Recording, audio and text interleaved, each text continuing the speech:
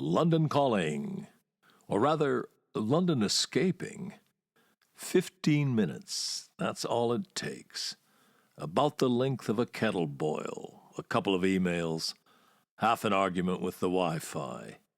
15 minutes from West Hampstead, and you're in another world entirely.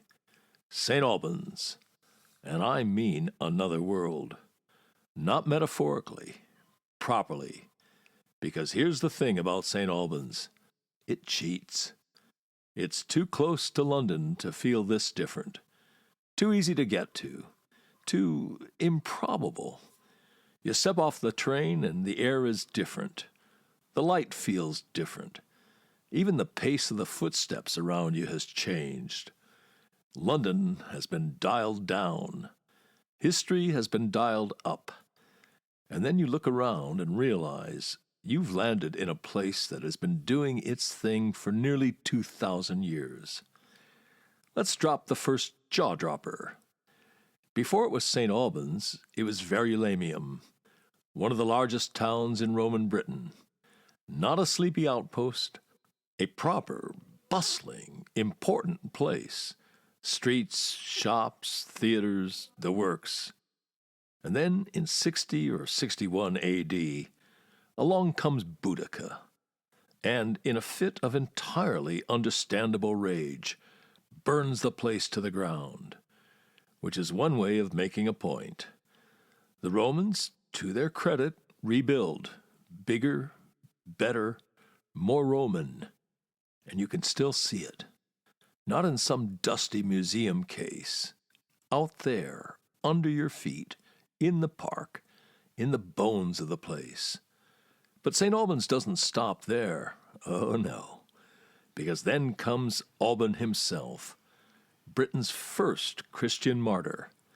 A Roman soldier who, according to the story, swaps clothes with a priest to help him escape persecution, gets caught, and pays the ultimate price.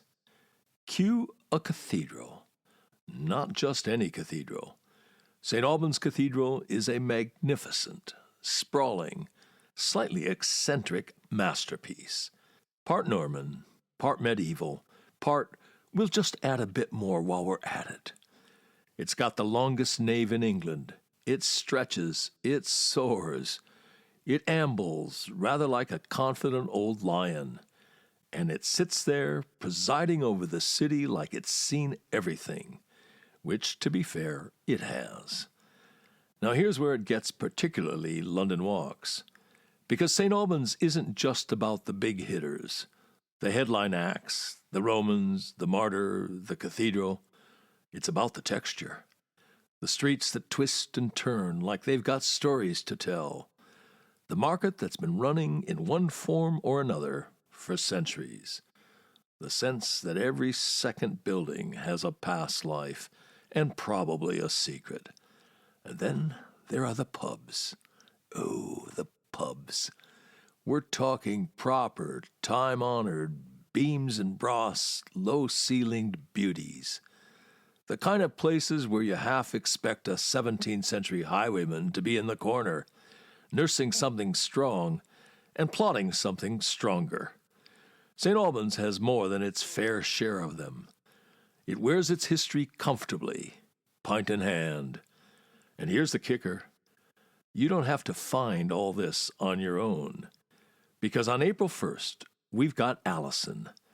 Top flight, award-winning, blue badge, the real deal. And crucially, she's local.